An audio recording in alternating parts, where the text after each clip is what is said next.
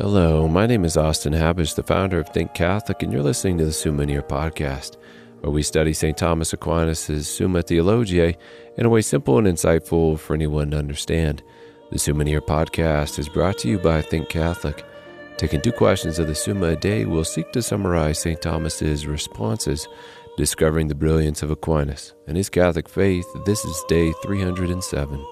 So let's get started. We're covering today questions 99 of the supplement to the Summa, questions 1 and 2 of Appendix I, and the articles of Appendix II, which is of God's mercy and justice toward the damned, and of the quality of those souls who depart this life with original sin only, and of the quality of souls who expiate actual sin or its punishment in purgatory, and the 2 articles on purgatory.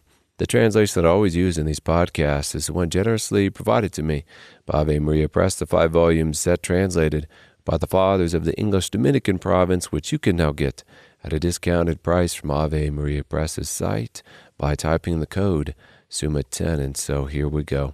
And this is our podcast finale. So I just want to say how grateful I am to have had you on the journey with me. And send me an email at austin@thinkcatholic.org if I can answer any other questions or any questions regarding the content of this podcast. Be assured of my prayers for you. Article 1. Whether by divine justice an eternal punishment is inflicted on sinners. It is just that sinners are punished with an everlasting punishment, first of all, because punishment corresponds to the dignity of the one offended. If you run to attack the president, you may be killed in the process, which is not going to be the same punishment meted out to you for running to attack a private citizen. Establishing this point, St. Thomas writes, according to Aristotle, punishment is meted according to the dignity of the person sinned against, so that a person who strikes one in authority receives a greater punishment than one who strikes anyone else. Now, whoever sins mortally sins against God, whose commandments he breaks and whose honor he gives to another by placing his end in someone other than God. But God's majesty is infinite. Therefore, whoever sins mortally deserves infinite punishment. And consequently, it seems just that for a mortal sin, a man should be punished forever. We can give other reasons as well for an unending punishment. First of all, since by mortal sin, a man chooses the temporal good instead of the eternal good, and by not choosing God as his end, it is fitting he be given, not God, as his recompense, which is hell, which he chose forever in the sense that he never chose otherwise, and his choice was simply interrupted by death. Another reason would be because by dying without charity, a man dies without that which makes one a citizen of heaven. One who dies not a son of God goes where the non-sons of God are. Also, since it is only by the grace of God that a man can turn from sin and be healed, if he die without this, it is fitting he be allowed to continue in this state along with its accompanying punishment for all eternity. Lastly, since a man cannot bear an infinitely intense punishment, it would simply annihilate him, then he must be given a punishment which is not infinite in intensity but duration, which is hell. Article 2, whether by God's mercy all punishment of the damned, both men and demons, comes to an end. God has said no, as we see in Scripture in regard to men and demons, is from Matthew, the Gospel of Matthew, and the King will answer them, truly I say to you, as you did it to one of the least of my brethren, you did it to me. Then he will say to those at his left hand, depart from me, you cursed, into the eternal fire, prepared for the devil and his angels. Article 3, whether God's mercy suffers at least men to be punished eternally. Will it just be men who are punished forever? And we responded to that in our previous article, which is repeated here. Article 4, whether the punishment of Christians is brought to an end by the mercy of God. Negative. Scripture is clear on this point as well. From 2 Peter, for it had been better for them not to have known the way of righteousness than after knowing it turn back from the holy commandment delivered to them. From James, faith without works is dead. From the Gospel of Matthew chapter 7, not everyone who says to me, Lord, Lord, shall enter the kingdom of heaven, but he who does the will of my Father who is in heaven. Article 5, whether all those who perform works of mercy will be punished eternally. We receive a simple answer to this question from Scripture as well, which is cited in this article. For whoever keeps the whole law but fails in one point has become guilty of all of it. For he who said, do not commit adultery, also said, do not murder. If you do not commit adultery but do murder, you have become a transgressor of the law. Therefore, everyone who does acts of mercies will not be saved if he is found a transgressor of the law. Then we turn to question 1 of Appendix I, of the quality of those souls who depart this life with original sin only. Article 1, whether these souls suffer from a bodily fire and are inflicted with punishment by fire. Those who die in original sin only die without sanctifying grace and charity, the supernatural love of God, which are essential conditions of being admitted into heaven. However, they also died without choosing the temporal over the eternal. They never sinned venially or mortally, and one cannot sin venially without first sinning mortally. And mortal sin requires choosing a final end for one's actions, which requires one to have reached the age of reason. Therefore, those who depart in original sin only are not punished for voluntary sin, yet they are also not rewarded with the beatific vision, which is the gift of God, which in a sense is begun in this life by faith and charity and completed in the next. As Jesus Christ said, "Truly, truly, I say to you, unless one is born of water and the Spirit, he cannot enter the kingdom of God." And as the Council of Florence defined, but the souls of those who depart this life in actual mortal sin or in original sin alone go down straight away to hell to be punished, but with unequal punishments. Now, unequal punishments is what we are going to discuss in this article and the next. First, we are asking here, do those who perish in original sin experience physical pain? Aquinas responds, Augustine says that the mildest punishment of all will be for those who are burdened with original sin only. But this would not be so if they were tormented with sensible punishment, because the pain of hell fire is most grievous. Therefore they will not suffer sensible punishment. Further, the grief of sensible punishment corresponds to the pleasure of sin, as it's written in Revelation chapter 18, as much as she hath glorified herself and lived in delicacies, so much torment and sorrow give ye to her. But there is no pleasure in original sin, as neither is there operation, for pleasure follows operation. Therefore punishment by fire is not due to original sin. Now, in my words, they never sinned with the body, those who die in original sin only. So why would they be punished in the body? Article 2, whether these same souls suffer spiritual affliction on account of the state in which they are. And because this is such an important question, which is almost never discussed with intellectual rigor, I am going to quote St. Thomas at length here. He writes, "It must be observed that if one is guided by right reason, one does not grieve through being deprived of what is beyond one's power to obtain, but only through lack of that which in some way one is capable of obtaining. Thus no wise man grieves for being unable to fly like a bird, or for that he is not a king or an emperor, since these things are not due to him, whereas he would grieve if he lacked that to which he had some kind of claim. I say then that every man who has the use of free will is adapted to obtain eternal life, because he can prepare himself for grace whereby to merit eternal life, so that if he fail in this, his grief will be very great, since he has lost what he was able to possess. But children were never adapted to possess eternal life, since neither was this due to them by virtue of their natural principles, for it surpasses the entire faculty of nature, nor could they perform acts of their own whereby to obtain so great a good. Hence they will in no way grieve for being deprived of the divine vision. Nay, rather will they rejoice, for that they will have a large share of God's goodness and their own natural perfections. Nor can it be said that they were adapted to obtain eternal life, not indeed by their own action, but by the action of others around them, since they could be baptized by others, like other children of the same condition who have been baptized and obtained eternal life. For this is of superabundant grace, that one should be rewarded without any act of one's own. Wherefore the lack of such a grace will not cause sorrow in children who die without baptism, any more than the lack of many graces accorded to others of the same condition makes a wise man to grieve.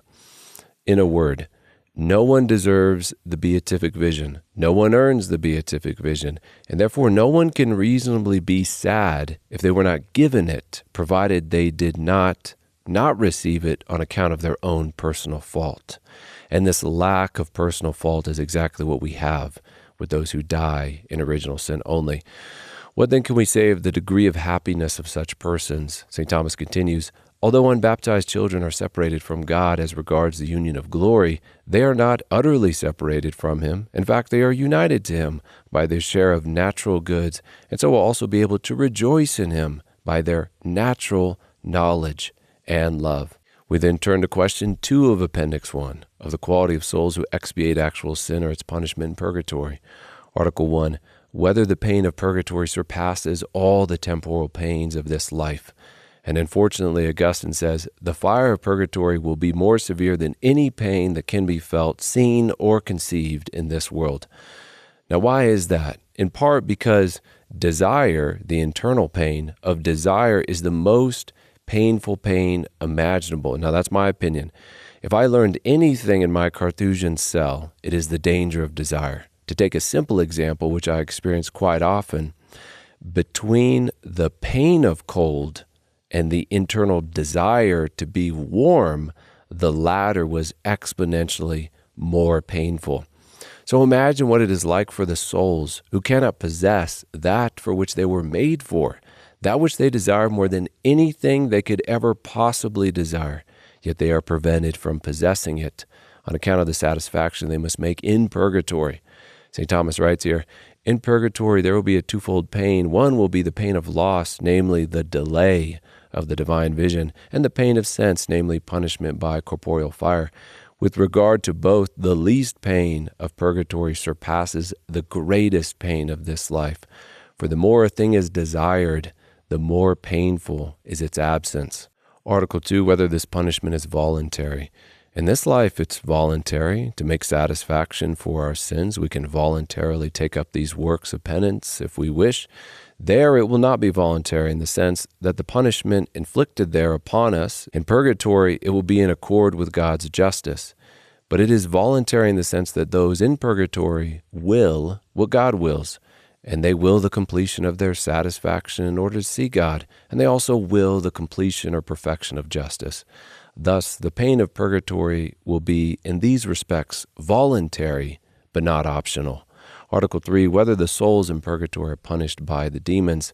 And a word from our article, those who are in purgatory have triumphed over the demons, since they died without mortal sin. Therefore, they will not be subjected to them through being punished by them.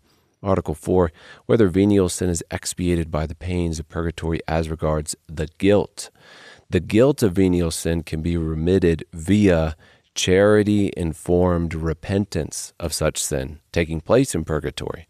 As Scripture teaches, above all, hold unfailing your love for one another, since love covers a multitude of sins. And as we see with the woman of Luke 7, standing behind Jesus at his feet weeping, she began to wet his feet with her tears and wiped them with the hair of her head and kissed his feet and anointed them with the ointment. Then Jesus Christ said, therefore I tell you, her sins, which are many, are forgiven, for she loved much. And then to quote our article here with a line from our editor, brought here from Aquinas' words in his other work on evil, venial sin as to its guilt is remitted in purgatory by virtue of grace, not only as existing in the habit, but also as proceeding to the act of charity in detestation of venial sin. Article 5, whether the fire of purgatory delivers from the debt of punishment. Sin is an indulgence of the will contrary to the law of God. Therefore, to reverse that evil, to restore justice, one must then suffer something contrary to the will and on account of the law of God. In other words, they must be punished. Therefore, St. Thomas says here, whoever is another's debtor is freed from his indebtedness by paying the debt. And since the obligation incurred by guilt is nothing else than the debt of punishment, a person is freed from that obligation by undergoing the punishment which he owed. Accordingly, the punishment of purgatory cleanses from the debt of punishment. Article 6, whether one person is delivered from this punishment sooner than another. And a word from this article, some venial sins cling more persistently than others, according as the affections are more inclined to them and more firmly fixed in them. And since that which clings more persistently is more slowly cleansed, it follows that some are tormented in purgatory longer than others, for as much as their affections were steeped in venial sins. And we also have to say that the prayers of the living help the souls in purgatory, as the Church teaches, and so this too would deliver a soul sooner than another. We then turn to Appendix II 2 articles on purgatory. Article 1, whether there is a purgatory after this life. We see both a purification after death as well as a kind of atonement in 1 Corinthians and 2 Maccabees. So in 1 Corinthians it is written, "For no other foundation can anyone lay than that which is laid, which is Jesus Christ. Now if anyone builds on the foundation with gold, silver, precious stones, wood, hay, stubble, each man's work will become manifest, for the day will disclose it, because it will be revealed with fire. And the fire will test what sort of work each one has done. If the work which any man has built on the foundation survives, he will receive a reward. If any man's work is burned up, he will suffer loss, though he himself will be saved, but only as through fire." And in 2 Maccabees, they turned to prayer, beseeching that the sin which had been committed might be wholly blotted out, and it's of those who had died. And the noble Judas exhorted the people to keep themselves free from sin, for they had seen with their own eyes what had happened because of the sin of those who had fallen. He also took up a collection, man by man, to the amount of 2,000 drachmas of silver, and sent it to Jerusalem to provide for a sin offering. In doing this, he acted very well and honorably, taking account of the resurrection. And besides all of that, it is written in Revelation, "Nothing unclean shall enter heaven." Thus, if someone dies with some disordered attachment to created things, yet not in such a way as to prefer them to over God, a venial attachment, or one has yet to make amends for their offenses, which they committed in this life against God, although having been forgiven of the guilt of these sins via the sacrament of confession or contrition for those who sin post-baptism, there still must be some place of purification and satisfaction after this life. And this is what we mean by purgatory. As St. Thomas writes, "If the debt of punishment is not paid in full after the stain of sin has been washed away by contrition, nor again are venial sins always removed when mortal sins are remitted, and if justice demands that sin be set in order by due punishment, it follows that one who after contrition for his fault and after being absolved dies before making due satisfaction is punished after this life. Wherefore those who deny purgatory speak against the justice of God, for which reason such a statement is erroneous and contrary to the faith." Hence Gregory of Nyssa writes, "This we preach, holding to the teaching of truth, and this is our belief. This the universal church holds, by praying for the dead, that they may be loosed from sins. This cannot be understood except as referring to purgatory, and whoever resists the authority of the church incurs the note of heresy." Article 2 in our last article, whether it is in the same place where souls are cleansed and the damned punished. St. Thomas is clear that there is nothing in Scripture to give us a clear answer to this question, but concludes the following. Gregory says, "Even as in the same fire gold glistens and straw smokes, so in the same fire the sinner burns, and the elect is cleansed. Therefore the fire of purgatory is the same as the fire of hell, and hence they are in the same place.